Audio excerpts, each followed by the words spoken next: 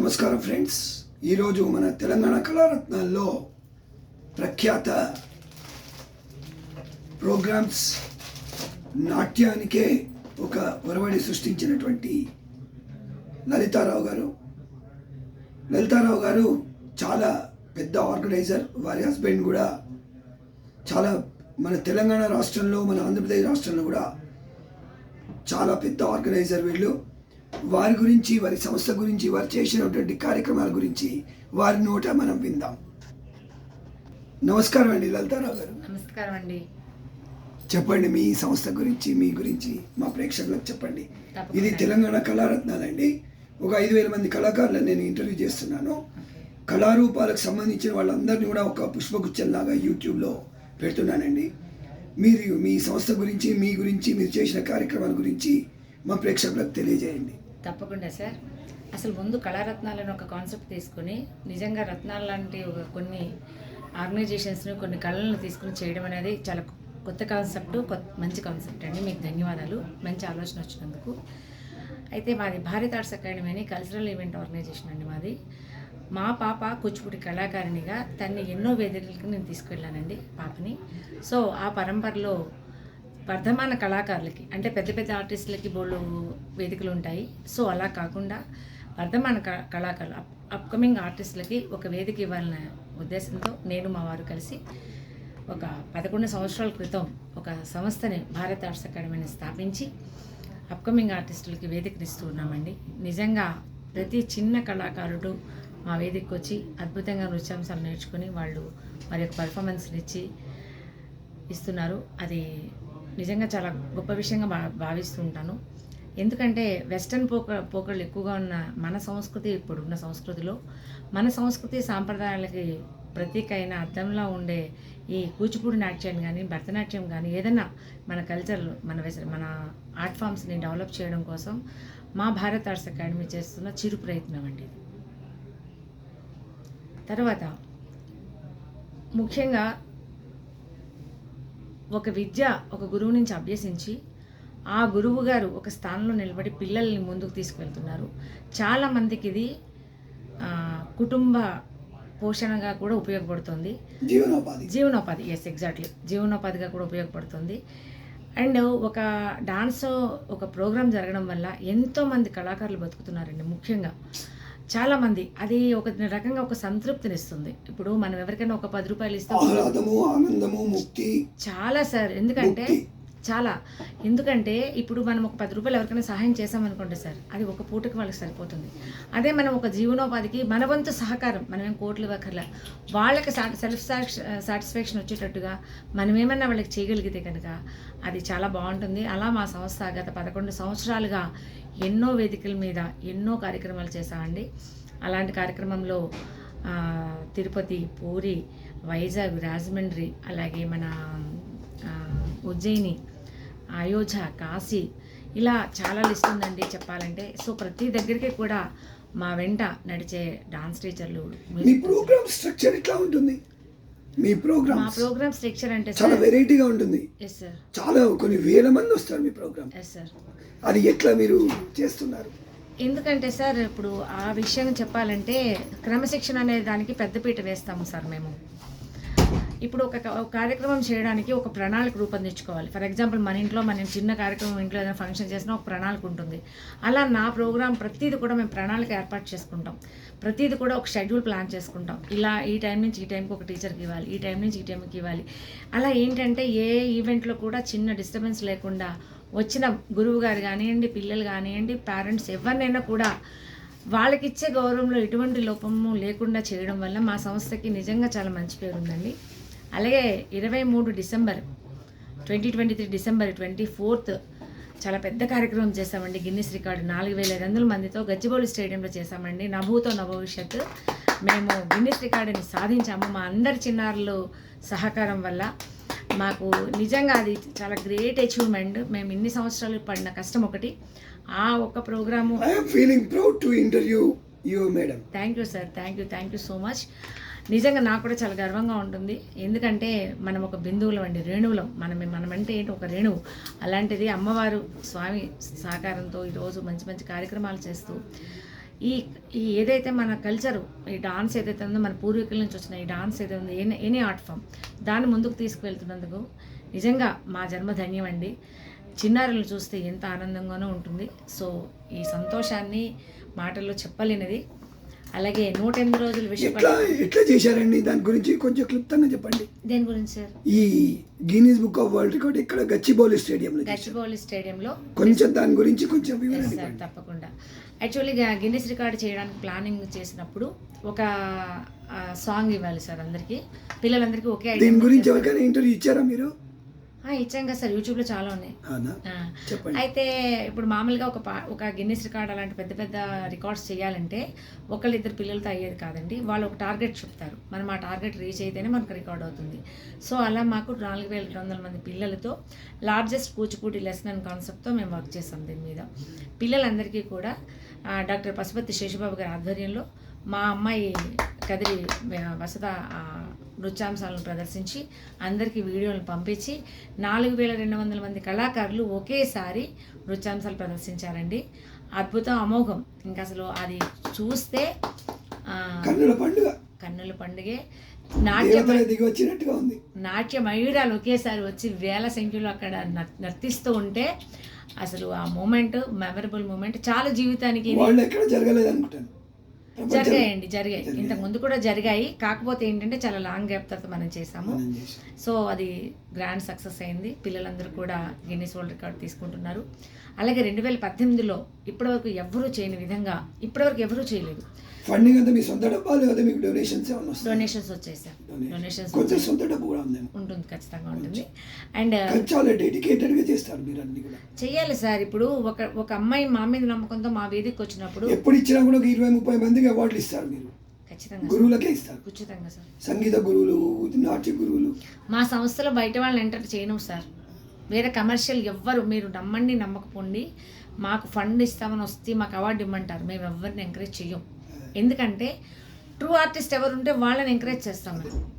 అంటే వాళ్ళు చేసిన సాధన, వాళ్ళు చేసిన సర్వీస్ అంతేగాని ఇప్పుడు ఎవరో ఫేక్గా వస్తారు సార్. ఇప్పుడు మా సంస్థకి దేవుడి దేవుల ఒక మంచి బ్రాండ్ ఉంది, దాన్ని మేము ఇమేజ్ హస్బెండ్ పేరు మీరు కూడా బాగా వారి గురించి కూడా కొంచెం చెప్పండి. ఖచ్చితంగా సార్. మా హస్బెండ్ సహకారమేనండి ఇదంతా. మా వారు కదిరి వెంకటరమణారావు గారు, ఆయనకి కళల మీద ఉన్న మక్కువతో మా అమ్మాయికి డాన్స్ నేర్పించారు. అలాగే ఆర్గనైజేషన్లో సపోర్ట్ చేసి ఈరోజు ఈ స్థాయికి అకాడమీ తీసుకొచ్చారంటే ఎస్ లైన్ మా ఇద్దరం కూడా లైన్ దీంట్లో ఉన్నాము. సో అలా సోషల్ వర్క్లో కూడా ఉన్నాము. అండ్ మా ఎంటైర్ ఫ్యామిలీ అండి, మా బాబు, మా అల్లుడు గారు అండ్ మా హస్బెండ్, నేను, మేమందరం కలిసి సమిష్టి కృషే భారత ఆర్ట్స్ అకాడమీ సక్సెస్. ఇది ఏ ఒక్కళ్ళకి సొంతం కాదండి. మేము 5గురం ఎవరు వర్క్స్ చేశారు. మేము 2018లో విశ్వకళా యజ్ఞం అని 108 రోజులు కంటిన్యూస్ ప్రోగ్రామ్ చేస్తాం సార్. ఇప్పటి వరకు ఎవరూ చేయలేదు. తెలంగాణ సారస్వత పరిషత్ వేదికగా 2018 డిసెంబర్ కాదు, ఆగస్టు 23 మొదలైనది, డిసెంబర్ 18వ తారీఖు ముగిసింది. 108 డేస్ నిర్విరామంగా రోజు కార్యక్రమము ఇక్కడ చేస్తూ ప్యారలర్గా వరంగల్, విశాఖపట్నం, రాజమండ్రి, కాకినాడ, తిరుపతి. ఇంతమంది స్టాఫ్ ఉన్నారా మరి మీకు, లేదా వాలంటీర్స్ ఏనా? అంటే చెప్పాను కదా సార్, ముఖ్యంగా మేమే మెయిన్ పిల్లర్స్, నా ఫ్యామిలీ మెయిన్ పిల్లర్స్. ఇప్పుడు మేము అవుట్ స్టేషన్, నేను మా హస్బెండ్ వెళ్ళామనుకోండి, మా పిల్లలు ఇక్కడ మేనేజ్ చేసేవారు. అలా ఏంటంటే మేము అంటే మా సక్సెస్కి ఇంకొక కారణం ఉంది సార్. మేము ఎక్కువ మా వర్క్స్ మేము చేసుకోవడానికి ఇష్టపడతాం. మీకు తెలియని విషయం కాదు. ఇప్పుడు మనం చేసే పని అందులో లోతో పాటు మనకే తెలుస్తుంది. రెస్పాన్సిబుల్ మనం ఉన్నప్పుడు మనకు బాధ్యత పెరుగుతుంది. పక్క వాళ్ళకి ఇచ్చామనుకోండి, వాళ్ళు ఏం చేస్తారు, ఇన్రెస్పాన్సిబుల్గా ఉంటారు, మైనస్ కనిపిస్తుంది. అందుకని బ్యాడ్జ్కి పెట్టే గుండు సూద్ దగ్గర నుంచి గెస్ట్కి ఇచ్చే మెమెంటో వరకు ప్రతిదీ మా అండర్లో, మా 5గురు సహకారంతో, మా 5గురు అండర్స్టాండింగ్తో మేము ఇండివిజువల్గా ఎవరి వర్క్స్ వాళ్ళు ఇండివిజువల్గా చేసేసుకుంటాం. పిల్లలకి ఇచ్చే మెమెంటో దగ్గర నుంచి పిల్లలకి ఇచ్చే లేదండి. నేను జస్ట్ ఒక కళాకారుని తల్లిని. మా అమ్మాయి కళాకారిని ఇప్పుడు ఎంఏ చేస్తుంది కూచిపూడి గ్రామంలో. ఇప్పుడు 3rd సెమిస్టర్లో తను పార్టిసిపేట్ చేస్తుంది. సో నాకు డాన్స్ అంటే విపరీతమైన అభిమానం. అది మా అమ్మాయి అందిపుచ్చుకుంది. మా అమ్మాయితో చాలా వేదికలకు వెళ్ళిన తర్వాత నేను కూడా ఎందుకు చేయకూడదు, ఒక కార్యక్రమం చేసి పిల్లలకి ఎందుకు డాన్స్ ఇవ్వకూడదని ఆలోచించి భగవంతుని అనుగ్రహంతో ఈరోజు భారత ఆర్ట్స్ అకాడమీ ఏప్రిల్ 6వ తారీఖు వస్తే 12వ వసంతంలో అడుగు పెట్టబోతోంది. నిజంగా ఈ పుష్కర కాలము మాకు టైం తెలియలేదండి. మా పిల్లలు అంటే మా కడుపుని పుట్టిన పిల్లలు కాదు, మా డాన్స్ పిల్లలు, మా మ్యూజిక్ పిల్లలు, మా పిల్లలు. ఎందుకంటేనండి మా సంస్థ నమ్మి మా దగ్గరికి వచ్చిన ప్రతి ఒక్క అమ్మాయి అబ్బాయి డాన్స్ కానీ మ్యూజిక్ టీచర్ కానీ అందరూ మా కుటుంబ సభ్యులు, తల్లిదండ్రులతో సహా. అందుకు మా కుటుంబం చాలా. ఎంతమందికి కూచిపూడి గురువులకు ఎంతమందికి అవార్డులు ఇచ్చి ఉంటారు మీరు? చెప్పలేను సార్ నేను. అందాలు కొన్ని వందలలో ఉంటాయి కదా. అవును సార్. ఒక్క ప్రోగ్రామ్కి దగ్గర 30-40 మంది ఉంటారు సార్, ఒక్క ప్రోగ్రామ్కి. అలా మంత్లో 2 Andhra Pradesh, not only Andhra Pradesh, all over India and international కూడా. ఢిల్లీలో కూడా ఇచ్చారు కదా, all over the world. So ఇదంతా 5,000 మందికి ఇచ్చి ఉంటారా ఇప్పటికి? ఇంకా ఎక్కువే సార్, ఇంకా ఎక్కువే. అది ఎప్పుడు లెక్క వేసుకోవాలనే అవకాశం రాలేదు, ఆ టైము రాలేదు, ఆ అవసరం రాలేదు సార్. అది మళ్ళీ చిన్న పిల్లలు కూడా వస్తుంటారు మీ ప్రోగ్రామ్కు. సరే మా వేదిక సార్, నేను చాలా స్పష్టంగా ఒక విషయం చెప్పదలుచుకున్నాను. భారత్ ఆర్ట్స్ అకాడమీ అనేది అప్కమింగ్ ఆర్టిస్టులకు మాత్రమే. ఎందుకంటే ఒక విద్య నేర్చుకున్న ఒక చిన్నారి, ఆ అమ్మాయికి ఒక వేదిక కావాలి. ఆ వేదిక కావాలంటే ఆ అమ్మాయి ప్రాపర్గా ఒక రవీంద్ర భారత్ అనుకోండి, ఫర్ ఎగ్జాంపుల్ హైదరాబాద్ రవీంద్ర భారత్ అనేది ప్రతి కళాకారుడికి ఒక కళ. అంతే. ఎందుకంటే నేను కూడా ఒక మదర్గా చెప్తున్నాను. ఒకప్పుడు మా పాప చేసినప్పుడు నేను మా అమ్మాయి రవీంద్ర భారత్లో చేయాలి, పార్టిసిపేట్ చేయాలని చాలా ఫీల్ అయిన వ్యక్తిని నేను. సో ఆ కళని నా వంతు సహకారంగా నేను సార్థకత చేస్తున్నాను. అయితే దీంట్లో ఇంకో ముఖ్య విషయం ఏంటంటే, మా సోదరులు మామిడి హరికృష్ణ గారు, డైరెక్టర్ గారు, కల్చర్ డిపార్ట్మెంట్ డైరెక్టర్ గారు చాలా సపోర్ట్ చేస్తారండి మాకు. ఎందుకంటే మేము ఏ కార్యక్రమానికి మేము అప్రోచ్ అయినా కూడా మాకు హాల్ని కేటాయించి ఆయన సహృదయంతో మమ్మల్ని ముందుకు తీసుకెళ్తూ ఉంటారు. సో నిజంగా నేను మీ కెమెరా సాక్షిగా మా సోదరులకు నేను ధన్యవాదాలు తెలియజేసుకుంటున్నాను. అలాగే మా కార్యక్రమాన్ని సహకరించిన ప్రతి ఒక్కరికి నేను పేర్లు చెప్పలేను, ఎందుకంటే చాలా పెద్ద సంస్థ, చాలా పెద్ద కార్యక్రమాలు చాలా మందితో చేశాం కాబట్టి పేర్లు చెప్పలేను. సో అందరికీ కూడా నేను అది థ్యాంక్స్ అన్నమాట, చాలా చిన్నది, హృదయపూర్వక ధన్యవాదాలు తెలియజేసుకుంటున్నాను. ఇప్పుడు ఉండే ఫ్యూచర్ పిల్లలకి ఏం చెప్తారు?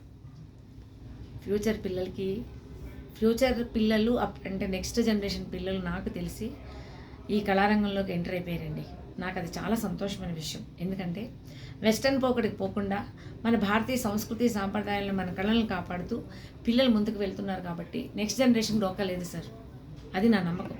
అంటే నా దగ్గరికి వచ్చే పిల్లలు మీరు నమ్మండి, 3 ఏళ్ల పిల్ల వచ్చి పర్ఫామ్ చేస్తుంది సార్.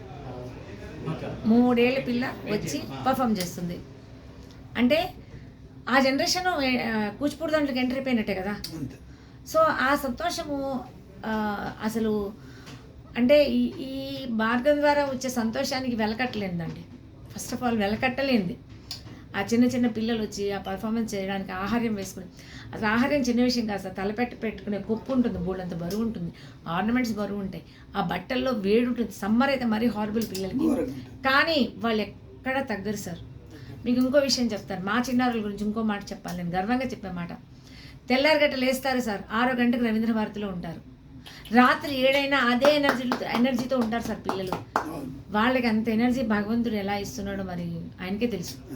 అందుకని మా నాట్యమయూరాలు, మా బాలగానగంధర్వులు ఇలా ప్రతి ఒక్కరు మా వేదికకు వచ్చి వాళ్ళు చేసే పెర్ఫార్మెన్స్లు చూసి నెక్స్ట్ ఇంకో జనరేషన్ వాళ్ళు కూడా మా పిల్లలు వస్తారు, మేము చేస్తామని కళను ఎంకరేజ్ చేస్తూ ఈ కళ మీద చాలామంది బతికిస్తూ. అయ్యో మీరు పరిచయం కాకపోవడం ఏంటి సార్? రవీంద్ర భారతిలో అడుగుపెట్టిన రోజు మీరు నాకు పరిచయం. ఎన్ని సంవత్సరాలు అయింది? దగ్గర 11 సంవత్సరాలు. సో మీరు పరిచయం లేకపోతే ఎలా? నేను చెప్పాను కదా, రవీంద్ర భారతిలో సిబ్బంది ప్రతి ఒక్కరూ నాకు పరిచయమే. అందరూ సోదరిగా అభిమానించి ఆదరిస్తారండి. అండ్ ఇంకో విషయం ఏంటంటే సార్, గొప్ప విషయం చెప్తాను మీకు. నేను ఒక సాధారణ గృహిణిని. నాకు ఈ ఆటతో ఎటువంటి సంబంధం లేదు. కానీ పెద్ద గురువులందరూ నన్ను సోదరి అని పిలిచినప్పుడు, చెల్లి అని పిలిచినప్పుడు, లేకపోతే అక్క అని పిలిచినప్పుడు ఆ సంతోషం ఉంటుంది సార్, వర్ణనాతీతం. ఎందుకంటే ఈ కళారంగం వల్లే అలాంటి వాళ్ళు నాతో మాట్లాడి కళారాజ పోషకులు మీరు. భగవంతుని అనుగ్రహం అండి, మనది ఏమీ లేదు. ఆయన ఆజ్ఞ ఇచ్చాడు, మేము నడుస్తున్నాం. ఎందుకంటే నడిచే శక్తి దేవుడే ఇస్తున్నాడు. ఓకే, ఇంకా మీ సంస్థ టెలిఫోన్ నెంబరు ఎక్కడ ఉంది, అడ్రస్సు? ఎవరైనా మీ ద్వారా ఇంకా వృద్ధులకు రావాలనుకుంటే మీరు ఎంకరేజ్ చేస్తారని నేను విన్నవించుకుంటూ చెప్పండి సార్ తప్పకుండా మీరు నెంబర్ అడిగారు, నెంబర్ ఇవ్వడం నాకు అభ్యంతరం లేదు, కానీ నా నెంబరు అది ఆర్గనైజేషన్ నెంబర్. ఆర్గనైజేషన్ నెంబర్ లేని వాళ్ళంటూ తెలియని వాళ్ళంటూ లేరనలో ఎటువంటి అతిశయోక్తి లేదు. అడ్రస్ ఎక్కడ ఉంది? నా పేరు కూడా పేరు మార్చేస్తారు సార్. నా పేరు లలిత అయితే భారతి మేడం అని పిలుస్తారు. అంటే మా అకాడమీ భారత ఆర్ట్స్ అకాడమీ కాబట్టి మేడం భారతి మేడం అంటారు. సో అది కూడా సంతోషమే, ఎందుకంటే ఒక ఆర్గనైజేషన్ ద్వారా ఒక మనిషి వ్యక్తి పేరు మారినా కూడా ఆ రికగ్నైజేషన్ ఏదైతే భారతి అంటే భారతీయ కదా, లలిత లలిత యు ఆర్ భారతి. ఓకే, నేను ఒప్పుకున్నాను సార్, భారత మాత అంతే, నేను ఒప్పుకున్నాను. ఎందుకంటే అంత గొప్పగా వాళ్ళందరి మనసుల్లో మంచి స్థానాన్ని సంపాదించుకొని. మీ అడ్రస్ ఎక్కడ ఉంది సంస్థది? సికింద్రాబాద్ సార్. సికింద్రాబాద్. ఇంతమంది మనసుల్లో మంచి స్థానాన్ని సంపాదించుకొని ఈ సంస్థను ముందుకు తీసుకువెళ్తున్నా. అంటే ఏమైనా లొకేషన్ మీ దగ్గరికి రావాలంటే మిమ్మల్ని కాంటాక్ట్ చేయాలంటే ఎట్లా సార్? వెబ్సైట్ ఉందా మీది? వెబ్సైట్ ఉంది సార్, భారత ఆర్ట్స్ అకాడమీ వెబ్సైట్ ఉంది. అండ్ నవేడేస్ అందరూ ఫోన్ సార్, ఓకే, అందుకే అంతా ఫోన్లోనే అవుతుంది సార్. ఇప్పుడు ఇదివరకు ఆఫీసులకు అంటే మీకు అభ్యంతరం లేకపోతే ఇవ్వండి నెంబరు. తప్పకుండా సార్, 100%. 9515112939 మా అకాడమీ నెంబరు భారత ఆర్ట్స్. మళ్ళీ ఒకసారి 9515112939. మీరు టైం కేటాయించి నేను అడగగానే ఇంటర్వ్యూ ఇచ్చినందుకు మీకు నమస్కారాలండి సార్. మీరు కళారత్నాలు అంటూ మంచి కాన్సెప్ట్ని తీసుకువచ్చి అసలు కళల గురించి ఒక ఆసక్తమైన వీడియోలు చేస్తున్నారంటేనే మీకు నేను ధన్యవాదాలు తెలియజేసుకుంటాను సార్. ఎందుకంటే ఇప్పుడు ఇవాళ రేపు అందరూ కూడా యూట్యూబ్లో అవి చూసి టైంపాస్ చేస్తున్నారు సార్. అలాంటిది మీరు ఒక కొత్త కాన్సెప్ట్ని తీసుకొచ్చి దీన్ని పరిచయం చేయడం అనేది చాలా గొప్ప విషయం సార్. మీకు నేను ధన్యవాదాలు తెలియజేసుకుంటున్నాను sir. Thank you so much sir. ధన్యవాదాలు. నమస్తే.